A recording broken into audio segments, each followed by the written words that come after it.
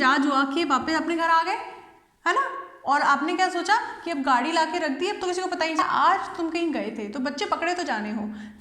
नमस्कार, आप सभी का बहुत बहुत स्वागत है। आज हम चैप्टर 3 सरल रेखा में गति के लेक्चर 2 पर हैं और आज हम पढ़ेंगे आज के टॉपिक के हमारे विशेष पॉइंट्स होंगे स्थिति, दूरी, विस्थापन, और जब हम दूरी और विस्थापन पढ़ेंगे तब हम इन दोनों के बीच के अंतर की भी बात करेंगे।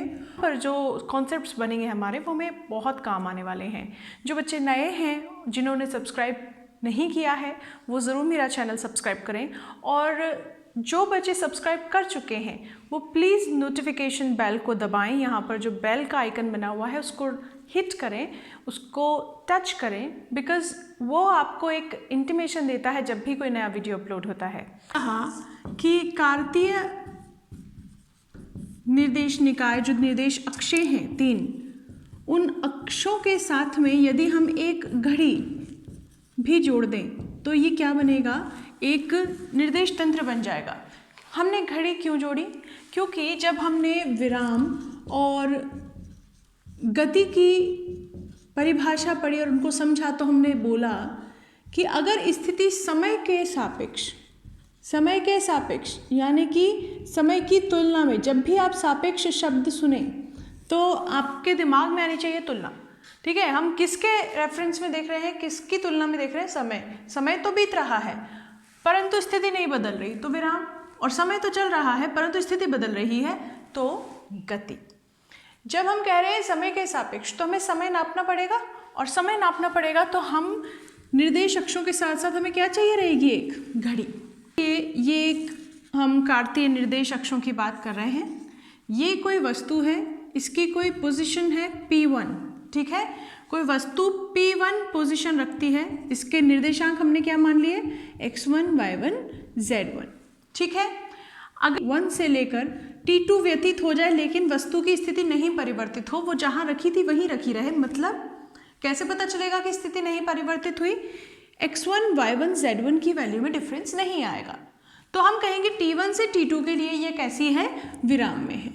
लेकिन मान लीजिए T2 समय के बाद क्या हो, ये जो वस्तु है वो चल करके यहाँ से यहाँ पहुँच जाए, ठीक है, और इसके निर्देशांक परिवर्तित हो जाए x1, x2, y2, z2, तो हम क्या कहेंगे? हम कहेंगे चूंकि समय T2 से लेकर T3 के लिए जो कण है, कण की स्थिति परिवर्तित हो गई, कहाँ से कहाँ आ गया कण, P1 से P2 बिंदु पर, जिनके निर्देशांक क्या है, x1, y1, z1, और P2 के x2, y2, z2। जब आपने देखा स्थिति बदली तो वस्तु T2 से लेकर T3 समय के लिए क्या थी, गतिशील थी या गतिमान थी, सही है। अब समझिए, अगर हम बोल रहे हैं कि स्थिति परिवर्तन हो रहा है यानी कि वस्तु गति में है, और वस्तु गति में होने के बाद हम कहें कि अगर हम सिर्फ एक निर्देशांक से ही गति यानी स्थिति परिवर्तन को समझा सकते हो, तो जो गति कहलाएगी वो कैसी कहलाएगी, एक विमीय गति कहलाएगी, एक विमीय गति। अब जरा समझिएगा, अगर एक विमीय हो गति तो हम या तो x अक्ष ही उसको समझा सकते हैं, अगर ऐसे चल रही है तो ठीक है, अगर हम y अक्ष का यूज़ करना चाहें, कण ऐसे चल रहा है तो हम y अक्ष के अनुदिश उसको समझा सकते हैं। मान लीजिए कण ऐसे भी चल रहा हो तो हम क्या कर सकते हैं, अपने निर्देश तंत्र को इसकी डायरेक्शन में शिफ्ट कर सकते हैं और फिर से इसको x अक्ष के अनुदिश चलता हुआ समझा सकते हैं, ठीक है। अगर कण एक दिशा में ही गति कर रहा है यानी कि वो या तो आगे जा सकता है या फिर वो पीछे जा सकता है, वो ऊपर जा सकता है या फिर वो नीचे ही जा सकता है, तो हम कहते हैं कि वह कैसी गति कर रहा है, एक विमीय गति कर रहा है।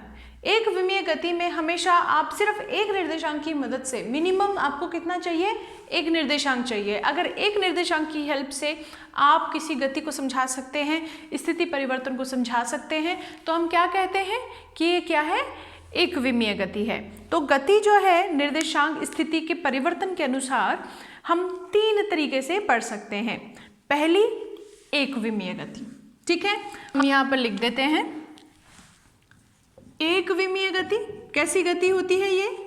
एक विमीय गति में आपको न्यूनतम एक निर्देशांक की आवश्यकता होती है गति को एक्सप्लेन करने के लिए। ठीक है, तो हम यहाँ क्या लिख सकते हैं,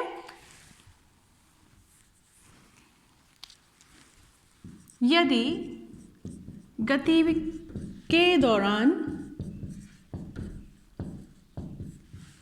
कण की या कण के स्थिति परिवर्तन को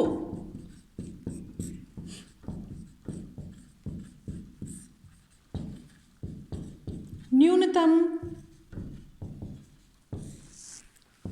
एक निर्देशांक के परिवर्तन से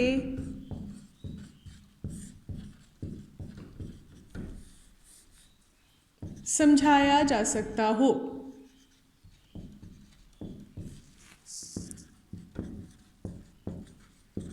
तो गति कैसी कहलाएगी, गति एक विमीय कहलाती है, गति एक विमीय गति कहलाती है। ठीक है, अब इसकी विशेषता क्या है, इसकी विशेषता यह है कि एक विमीय गति यदि करेगी वस्तु तो कैसी होगी, सरल रेखा में गति करेगी, है ना। सरल रेखा ही तो होती है। अगर आप एक्स अक्ष लें, सिर्फ एक्स अक्ष, आपके पास आप नंबर संख्या होती है ना जिस प्रकार से, उस प्रकार से आप कल्पना करें, ये एक्स अक्ष, ये इसका बीच में कहीं मूल बिंदु, ये आपके पॉजिटिव साइड एक्स अक्ष का धनात्मक हिस्सा और ये पीछे की तरफ ऋणात्मक हिस्सा। अगर हम कहें कि हम तो 100, 200, 300 ऐसा मीटर इस पे दिखा रहे हैं, ठीक है ना, और यहाँ पर -100, -200, -300 ऐसा हिस्सा हम यहाँ पर दिखा रहे हैं। अगर वस्तु सिर्फ एक ही सरल रेखा पर चल सके तो हम बोलेंगे कि वस्तु यहाँ से चली, ओ से चली, मान लीजिए ओ से चली वो और कहाँ तक पहुँची, वो यहाँ पी तक पहुँची, तो ओ से पी तक पहुँची, कितना पॉइंट हुआ, 250 हो गया। ठीक है, अब हम कह रहे हैं या तो वो आगे जा सकती है, अब मान लीजिए उसका काम हो गया, वापस पीछे लौट कर आना चाहती है, घर पे आना चाहती है वापस, तो ओ पे आ गई। ठीक है, तो कण कहाँ चला, या तो आगे की ओर या पीछे की ओर, वह इस एक सरल रेखा के अलावा कहीं नहीं जा सकता। तो उसका कौन सा निर्देशांक बदल रहा है, एक्स निर्देशांक बदल रहा है। क्या आपको इस गति के लिए वाई और जेड की ज़रूरत है, नहीं है। ऐसी गति और क्या हो सकती है, आप बोल सकते हैं किसी सीधी ट्रैक पे, सीधे रेलवे ट्रैक पे कौन चले, ट्रेन चले, तो वो भी कैसी हो जाएगी, एक विमीय गति हो जाएगी। अगर किसी सकरे रोड पर, सीधे सकरे रोड पर कोई कार चले जिसमें सिर्फ कार ही जा सकती है और कुछ नहीं हो सकता, तो या तो कार के आगे बढ़ सकते हैं या कार के रिवर्स गियर से पीछे आ सकते हैं, ठीक है ना, और कहीं नहीं जा सकते हैं। सरल रेखा में गति जो होगी उसको समझाने के लिए आपको मात्र एक अक्ष की आवश्यकता होगी, एक ही निर्देशांक की आवश्यकता होगी, इसीलिए वह एक विमीय गति कहलाएगी। और एक विमीय गति की विशेषता क्या है कि वह सरल रेखा में गति है, और हमारे चैप्टर का क्या नाम है, सरल रेखा में गति। तो हम यहाँ पर जितनी भी गतियाँ देखेंगे वो सारी कैसी होगी, एक सरल रेखा में ही होगी। ठीक है, दूसरा इसका इम्पॉर्टेंट पॉइंट क्या है कि यहाँ पर या तो कण आगे की दिशा में जा सकता है या पीछे जा सकता है, या अगर वो खड़े में चल रहा है तो या तो वह ऊपर की दिशा में हो सकता है या फिर वह नीचे की दिशा में ही जा सकता है। ठीक है, विमा की गति क्या है कि यदि गति के दौरान कण की स्थिति परिवर्तन को न्यूनतम एक निर्देशांक के परिवर्तन से समझाया जा सके तो गति को हम क्या कहेंगे, एक विमीय गति कहेंगे। अगर हम ऐसी गति की बात करें जैसे छिपकली चलती है दीवार पर, है ना, जैसे आपकी पेंसिल चलती है जब आप पेपर पे लिखते हैं, या जब मेरा बोर्ड, ये बोर्ड है, इस बोर्ड को हम कैसा मान सकते हैं, ये एक्स अक्ष और ये वाई अक्ष। तो एक्स वाई अक्ष में जब भी मेरी पेंसिल पेन चल रही है तो उसका मोशन कैसा है, द्विविमीय। हमें उसके मोशन को प्रेजेंट करने के लिए क्या चाहिए, मिनिमम दो निर्देशांक चाहिए। तो हम बोलेंगे कि अगर हमें किसी कण की गति को समझाने के लिए दो निर्देशांकों की, न्यूनतम दो निर्देशांकों की आवश्यकता हो, यानी कि वह एक तल में गति कर रही हो, तो हमें क्या करना पड़ेगा, हमें उसके लिए दो निर्देशांक की आवश्यकता पड़ेगी। वो क्या कहलाएगी, द्विविमीय गति कहलाएगी। सब किसके अंदर में आता है, समतल में गति, और समतल में गति द्विविमीय गति का उदाहरण है। त्रिविमीय गति जहाँ पर तीनों निर्देशांक परिवर्तित होंगे साथ साथ, जैसे कोई पंछी उड़ रहा हो, कोई तितली उड़ रही हो, ठीक है ना, ये जो सारी गतियाँ हैं, ये गतियाँ किस में आती हैं, त्रिविमीय गति में आती हैं, जहाँ तीनों निर्देशांकों की आवश्यकता पड़ती है। तीनों निर्देशांक एक साथ परिवर्तित होते हैं। स्थिति परिवर्तनशील होगी तभी गति होगी, और इसीलिए हमने निर्देशांक पद्धति पढ़ी है, निर्देश अक्षों का इस्तेमाल किया है ताकि हम स्थिति परिवर्तन को आसानी से दिखा सकें। तो स्थिति बहुत ज़रूरी है। और स्थिति के बाद हमने पढ़ा किस प्रकार स्थिति बदलने से आप त्रिविमीय गति, द्विविमीय गति और एक विमीय गति की बात कर सकते हैं। और सबसे इजी जो स्टार्टिंग हो सकती है वह एक विमीय गति से हो सकती है, इसलिए हमारा जो टॉपिक है, हमारा जो पाठ है वह सरल रेखा में गति पर आधारित है। एक विमीय गति हो गई एक निर्देशांक के लिए। द्विविमीय गति लेंगे तो कैसे बोलेंगे? यदि गति के दौरान कण के स्थिति परिवर्तन को न्यूनतम 2 निर्देशांकों के परिवर्तन समझाया जा सके तो गति द्विविमीय गति कहलाती है। इसका एग्जाम्पल क्या है? दीवार पर छिपकली का चलना, कागज पर पेंसिल के नुक का चलना। फिर त्रिविमीय गति को अगर आप लिखेंगे तो कैसे लिखेंगे? यदि गति के दौरान कण के स्थिति परिवर्तन को न्यूनतम 3 निर्देशांकों के परिवर्तन समझाया जा सके तो गति त्रिविमीय गति कहलाती। दूरी और विस्थापन को समझते हैं। आइए अब हम पढ़ते हैं दूरी को। कण या वस्तु द्वारा चले गए पथ की लंबाई को हम दूरी कहते हैं। सबसे इंपॉर्टेंट क्या है इसमें? वस्तु जो है चल रही है, ठीक है, पथ की लंबाई को हम दूरी कहेंगे। इम्पॉर्टेंट पॉइंट जो क्लिक करना चाहिए, जो हमेशा आपको देख करके नोटिस करना होगा, क्या है? ये है चले गए। दूरी हमेशा चली गई होगी, ठीक है। वो रास्ता जो वास्तव में कवर किया गया, जहाँ से हम होकर के गए, वह दूरी कहलाती है। जैसे कि हमने कहा था अभी जस्ट थोड़ी देर पहले कि एक विमीय जो भी गति होगी वह आप एक अक्ष के माध्यम से समझा सकते हैं। थोड़ा लाइन टेढ़ी मेढ़ी बन जाती है, डोंट माइंड। एक सरल रेखा है, मान लीजिए एक अक्ष हमने यहाँ ले ली है, ये 0 हो गया, ये मान लीजिए 500 मीटर हो गया, ये 1000 मीटर हो गया, ये आपका 1500 मीटर हो गया। इस प्रकार से आप आगे भी जा सकते हैं। -500, -1000, -1500 और थोड़ा आगे ले लें तो -2000 मीटर्स, ठीक है। सारे मान मीटर्स में हैं। मान लीजिए हमारे पास कोई वस्तु थी, वो कहाँ खड़ी थी? ओ पर खड़ी थी, ठीक है। या आप मान लीजिए, आप अपने आप को मान लीजिए ओ पर खड़े थे और ओ से चल के कहाँ गए? आप यहाँ बी बिंदु पर गए, ठीक है। ये यहाँ पर आप खड़े हो गए, है ना। यहाँ पर आपको कुछ काम था, आपने वो काम किया। उस काम को करने के बाद आप कितना चले? यहाँ पर 1000 मीटर। फिर आपने क्या किया? आपने कहा भाई मेरे को तो एक और शॉप पे जाना था, तो पीछे रह गई। आप यहाँ से चल के आए और यहाँ पर पहुँच गए, ठीक है। अगर आप अपने घर से अपनी दूरी देखें तो कम हो चुकी है, लेकिन आप जितना चले 1000 मीटर आप यहाँ चले और फिर आप 1000 से 500 मीटर, यानी कि दोबारा लौट करके आए, 500 मीटर फिर से चले, ठीक है।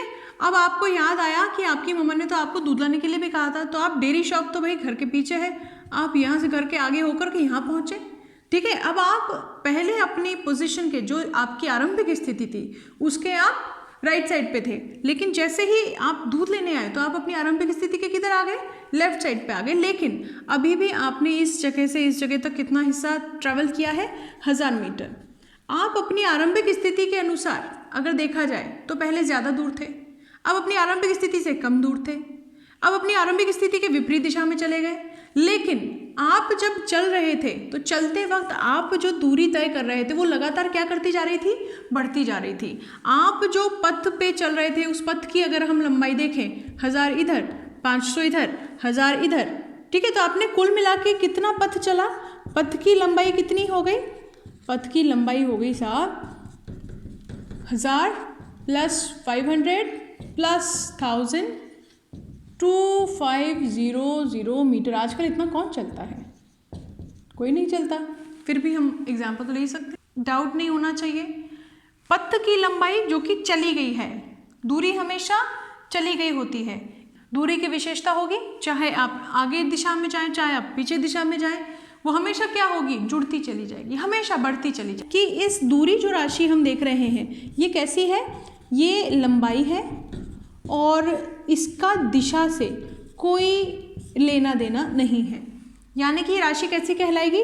अदिश राशि कहलाएगी। अदिश और सदिश राशियाँ हम अपने अगले लेक्चर में पढ़ेंगे। चूँकि ये लंबाई है इसलिए अगर आप इसकी विमा लिखें तो आप L लिख सकते हैं, और अगर आप इसका इकाई देखें तो क्या लिख सकते हैं? मीटर लिख सकते हैं, ठीक है।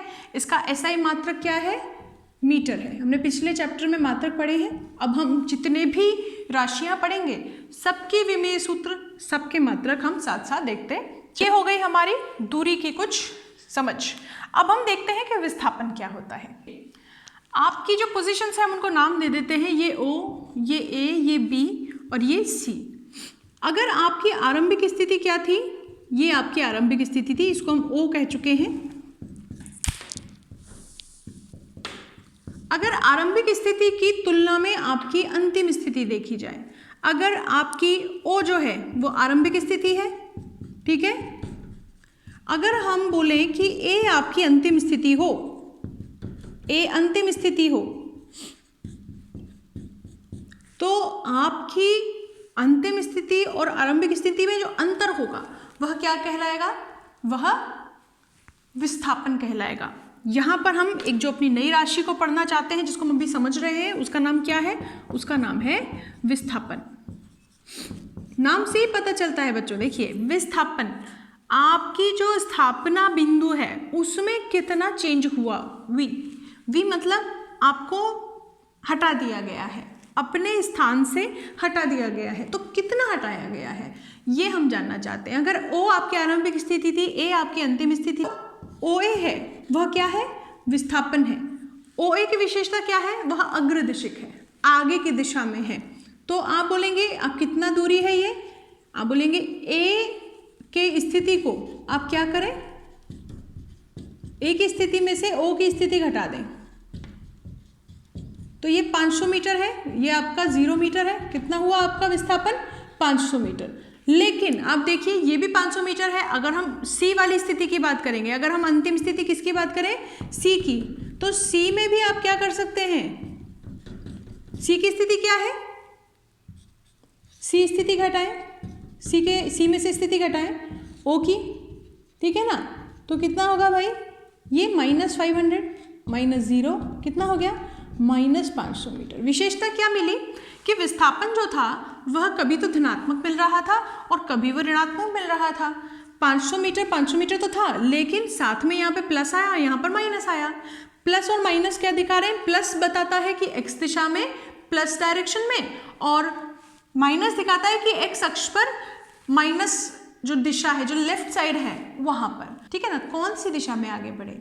तो विस्थापन कैसा होता है, ये दिशा इसके साथ में हमेशा जोड़ी जाती है, इसको दिशा चाहिए होती है। जैसे हम यहाँ लिख सकते हैं +x दिशा में, और यहाँ पे माइनस नहीं लिखें तो लिख सकते हैं 500 मीटर किधर, -x दिशा में। अगर हम C की अंतिम स्थिति के लिए हमने देख लिया, A की अंतिम स्थिति के लिए देख लिया हमने, अगर हम B की स्थिति के लिए देखें, आप यहाँ से यहाँ पहुँचे B पर, अंतिम स्थिति अगर B हो तो यहाँ पर हम B की स्थिति में से O की स्थिति घटाएंगे, कितना हो जाएगा बच्चों, 1000। A की पॉइंट की स्थिति है और O की स्थिति है 0, कितना हो गया, 1000 मीटर। किस दिशा में, +x दिशा में। तो विस्थापन क्या होता है, विस्थापन होता है अंतर, सिंपल अंतर होता है। किस में अंतर होता है, अंतिम स्थिति और आरंभिक स्थिति में अंतर होता है, ठीक है। तो विस्थापन को अगर हम परिभाषित करें तो क्या कहेंगे, सही है, ये यहाँ पर विस्थापन की परिभाषा है और ये यहाँ पर दूरी की परिभाषा है। दूरी की परिभाषा एक सामान्य परिभाषा, इसमें कुछ विशेषता नहीं है। चले गए पथ की लंबाई को दूरी कहते हैं। पथ के बारे में कुछ नहीं कहा गया है, कहा क्या गया है, आप जो चले हैं वही आपकी दूरी है। लेकिन जब हमने विस्थापन कहा तो विस्थापन के लिए हमने यहाँ पर कुछ स्पेसिफिकेशन दिया है। क्या विशेषता दी है, किसी वस्तु की अंतिम तथा आरंभिक स्थिति के अंतर अथवा आरंभिक तथा अंतिम स्थिति की सबसे छोटी दूरी, सबसे छोटी दूरी की देखिए मैं आपको समझाती हूँ कि सबसे छोटी दूरी यहाँ पर एक विशेषता क्यों बन गई है, क्योंकि ये दिशा से संगत की जा सकती है। आइए अब हम इसका एक अच्छा सा एग्जाम्पल भी लेते हैं, जहाँ हमें दूरी और विस्थापन के बीच का अंतर भी समझ में आएगा थोड़ा सा, और ये जो आप सबसे छोटी दूरी है इसकी विशेषता भी आप समझ पाएंगे, ठीक है। चलिए आइए हम कंसिडर करते हैं कि हमारे पास क्या है, हमारे पास एक वृत्त है। इस वृत्त पर आप गति स्टार्ट कर रहे हैं A से, ठीक है। इस A के जस्ट विपरीत जो बिंदु है, व्यासतः विपरीत बिंदु, ये B हो गया। आप चले, कहाँ से चले भाई, A से चले। A से किधर होते हुए, इस वृत्ताकार पथ पर C बिंदु से होते हुए B पर पहुँचे, ठीक है। अगर इसकी त्रिज्या कितनी हो, r, ठीक है, ये केंद्र हो गया। आप A से चले, अब B पर पहुंचे। अगर इस पथ पे देखा जाए तो आप ACB की दूरी लिख सकते हैं। दूरी क्या होती है, क्या होती है दूरी?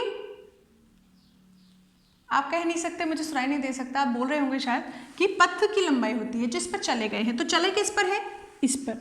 अगर हम ACB दूरी की बात करें तो कितना होगा, 2πr, तो पूरी परिधि होती है ना, तो बटे 2 कर दें, आधा है ये, कितना हो गया, πr।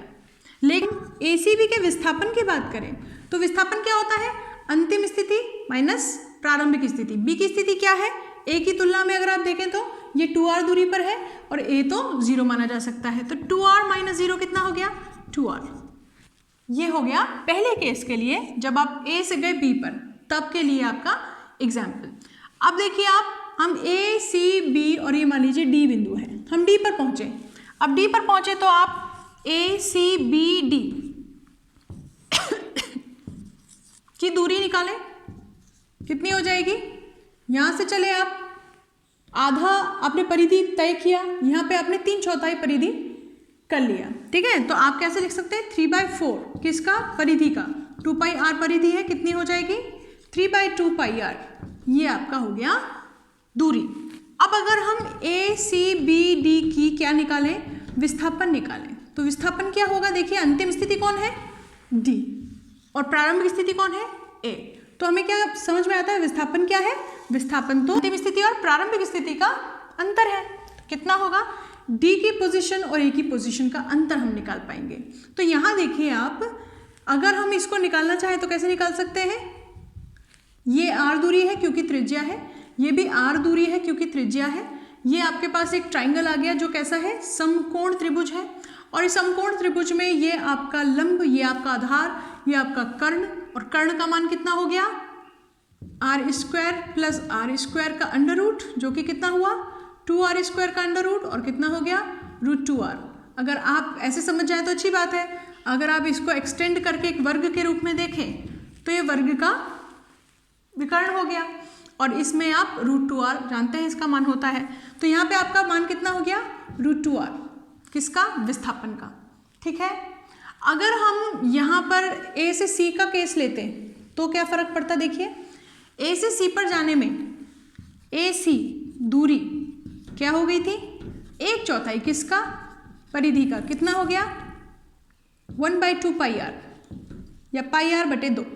लेकिन AC अगर हम विस्थापन देखते तो वापस से कितना मिलता, देखिए सेम केस बनता, ये भी त्रिज्या, ये भी त्रिज्या, ये कितना, √2r कर्ण, ये हो गया आपका √2r।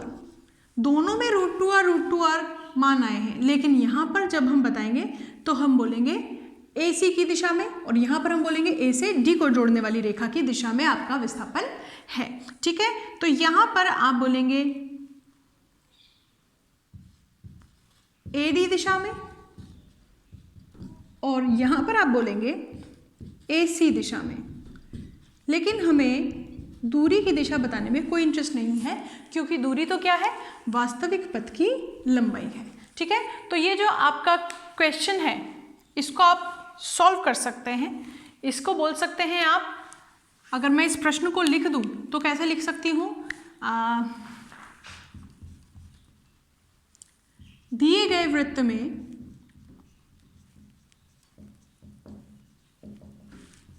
A को आरंभिक बिंदु मानकर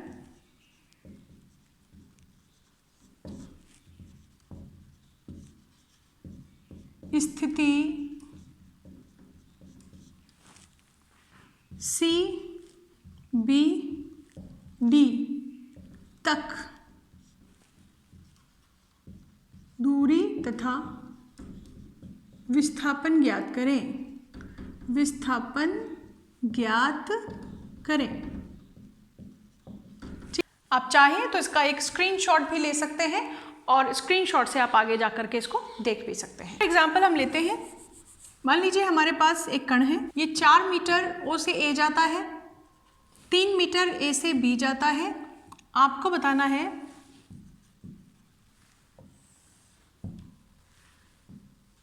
पथ ओ ए बी के लिए दूरी व विस्थापन ज्ञात करें।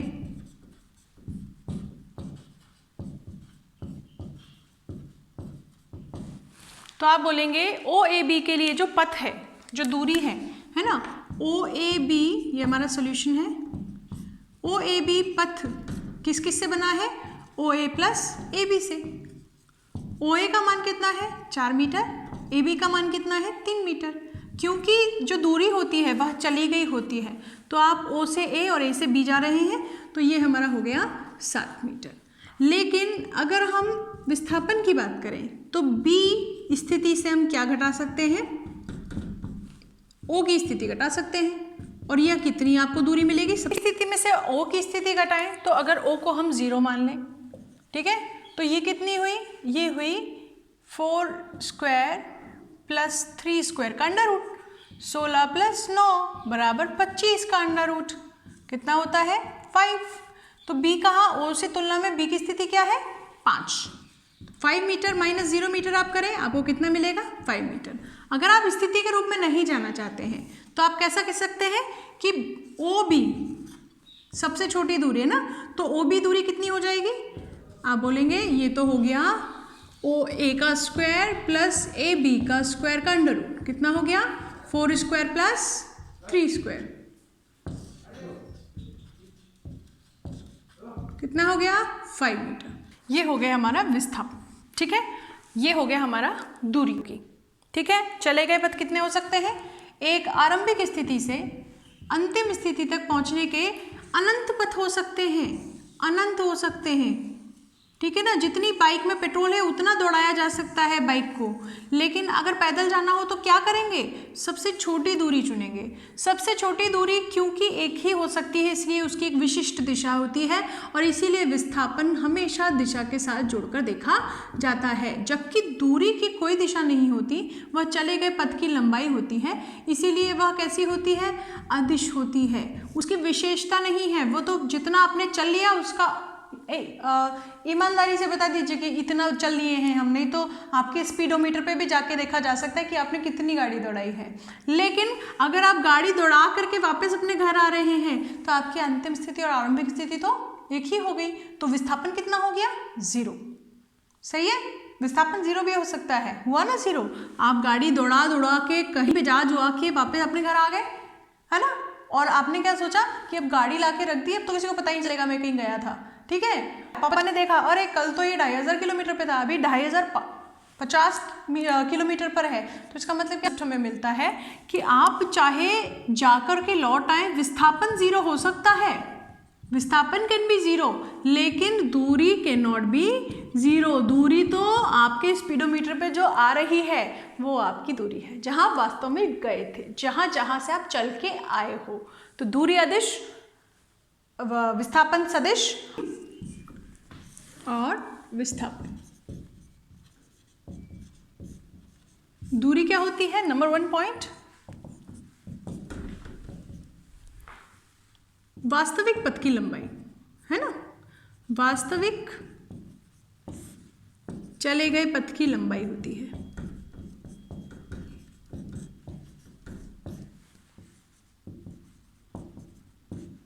ये क्या होती है? अंतिम तथा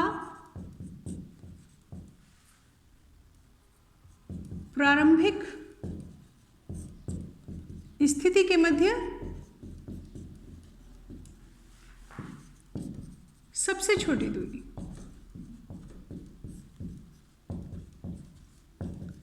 चूंकि सबसे छोटी होती है इसलिए विशिष्ट होती है, दिशा इसकी पर्टिकुलर होती है, इसलिए यह सदिश होती है। तो दूसरा पॉइंट क्या है? सदिश राशि होती है। जबकि ये कैसे है?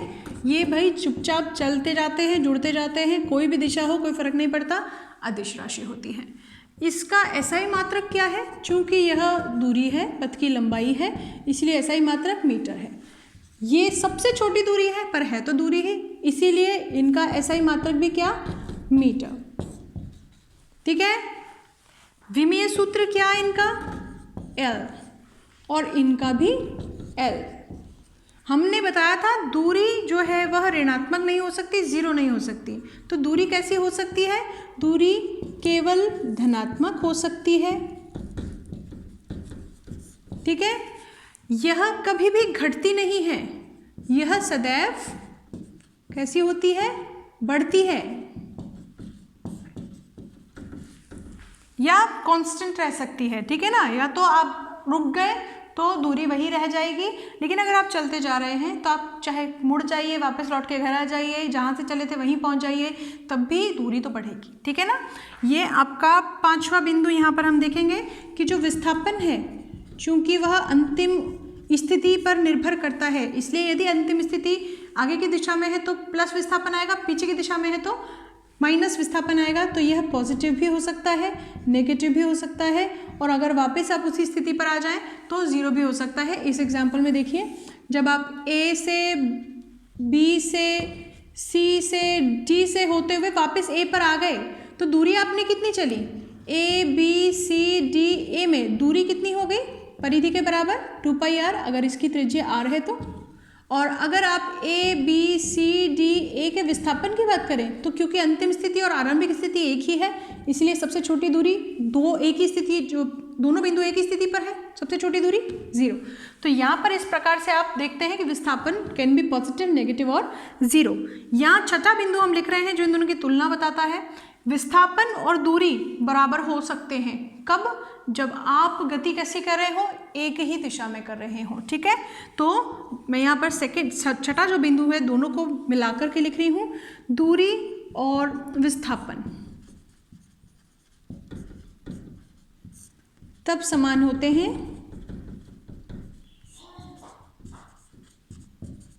जब वस्तु एक सरल रेखा में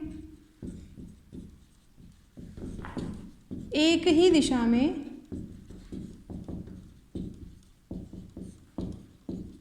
गतिशील हो, वापस नहीं आती हो। तो ये कैसे हो सकते हैं? बराबर हो सकते हैं।